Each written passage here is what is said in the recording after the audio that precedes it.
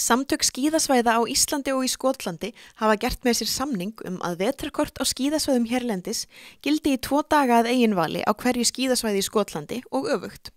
Þannig getur skíðafólk sem á leið til Skotlands nýtt tækifærið og prófa skíðasvæðin þeirra sem eru 5 talsins og rennt sér í 2 daga á hverju svæði. Vonir standa einnig til þess að skoskir skíðamenn sem eiga vetrarkort í heimalandi sínu kunni vel að meta þennan möguleika hérlendis. Já, þetta kemur til að því að við stofnuðum samtök sem heita NASA. Þetta eru samtök skíðasvæða á Skotlandi og Íslandi og það er ekki allir sem vita það að það eru 5 skíðasvæði í Skotlandi og það er að koma gestir, 400–500.000 gestir þar á ári. En á Íslandi er þetta svona 200–250.000 gestir, þannig að þeir eru nokkuð öflugir í Skotlandi og við erum búin að vera með samvinnu með okkur dálítið lengi og höldum fund sem sagt til skiptis á Íslandi og í Skotlandi annað hvert ár og þar erum við að bera saman bækur okkar og bara vinna saman af ýmsum góðum málum og til dæmis markaðssetningu.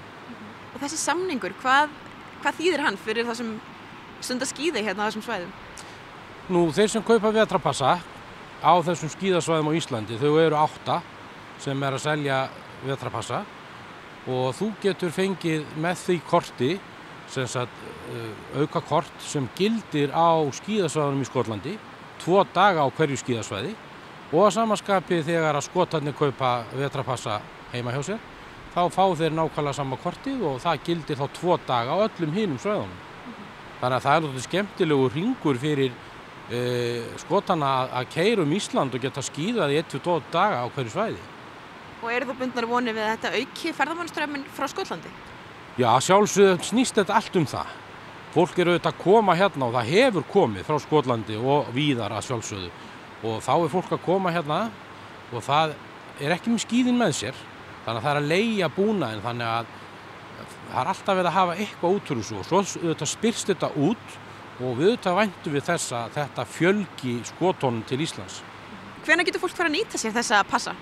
Heyrðu, við erum að fara að byrja að selja vetrarkorti núna bara fljótlega bara í nóvember og stefnum að opna skíðasvæði 1. desember og það hefur tekist hjá okkur síðastliðin 8 ár að opna í 1. desember og ég á ekki vona öðru en að það standist og við erum með opið fram í 1. maí en síðan erum við alltaf með 2 helgar í maí sem við höfum opið líka til svona slútt af vetrinum og það getur vel verið að við þurfum að fara auka opnununa þá ég meina ég yfir daginn að opna á morgnana því að það er orðin sér krafa að ferðafólkið það er ekki bara að fara á skíðu milli 3 og 7 það vil fara á skíðu kl. 10 á morgnana og fara svo taka hádegishpásu og koma aftur þannig að allt þetta þurfum við að hugsa og þetta þarf að fitta inn í ferðamennskunni og við erum meirinn opnir fyrir því.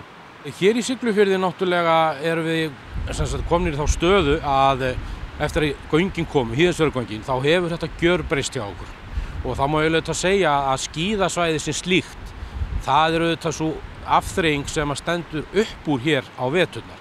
Það er náttúrulega liggur alveg ljóst fyrir. Við erum að taka hérna til okkar svona 10–15.000 manns á vetri og af því eru kannski svona 65–70% gestir annar staðar en íbúarnir. Þannig að afþreyingi sem slík stendur auðvitað upp úr og það er skíðasvæðið. En að sjálfsögðu þurfum við aðeins að bæta í og það má náttúrulega geta þess að hér var tekið í notkun nýtt hótel og það náttúrulega fer afar vel gesti þar og það er algjörlega nýtt og ég var við það í vetur og fann vel fyrir því að gestirnir sem voru að koma hér á hótelið og stærstu hlutin af þeim svona sem kom hér í febrúar, mars og apríl, þau voru að koma hér til að fara á skíði. Svo má náttúrulega ekki gleyma því að við erum með náttúrulega gríðarlega flott safn hérna á Siglufirði, Síldarminjasafnið, sem er eitt flottasta safn landsins, þó víða væri leitað og þar er stöðug aukning og það er einmitt afþreying fyrir fólkið í veturinn líka því að þau eru farin að opna safnið nánast allt árið.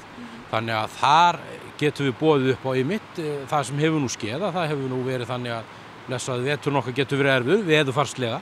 Og þá hafa gestir geta farið inn mitt og skoða Síldarminjasafnið. Svo erum við hér með þjóðlagasetur og svo erum við hérna með ljóðasetur Íslands og svo erum við með söfn í Ólafsfirði. Þannig að á þessum stöðum hérna, Ólafsfirði, Siglufirði, höfum við bara býsna margt upp á að bjóða. Og sumarið náttúrulega þar koma inn í margir góðir aðilar eins og með fjallamennsku og fleira. Og svo nú hérna bak við okkur kannski nýjasta djásnið í þessu safni. Já, hér við verið að byggja upp hérna nýjan golfvöll. Við stöndum hérna fyrir ofan holu 7 og við erum að stefna á það það meiningin að taka það í notkun vonandi á næsta ári. Þannig að hann verði vígður hér á næsta ári, svona síðsumars á næsta ári. Og hann kannski aðalega notaður á sumrin, en það nú eitthvað, eins og segir, síðsumars og fram á haustin. Já, við skulum vona að við getum opnað þennan völl allavega fyrstu daginn í júní og eins og bara haustið búið að vera núna, þá væri hægt að vera búið að spila hér allan októbermánuð. Þannig að auðvitað snýst þetta allt veðrið, en ég svona vona að það verði hægt að nota þennan völl í 4 lágmarki, 4 mánuði, jafnvel 5 mánuði á ári.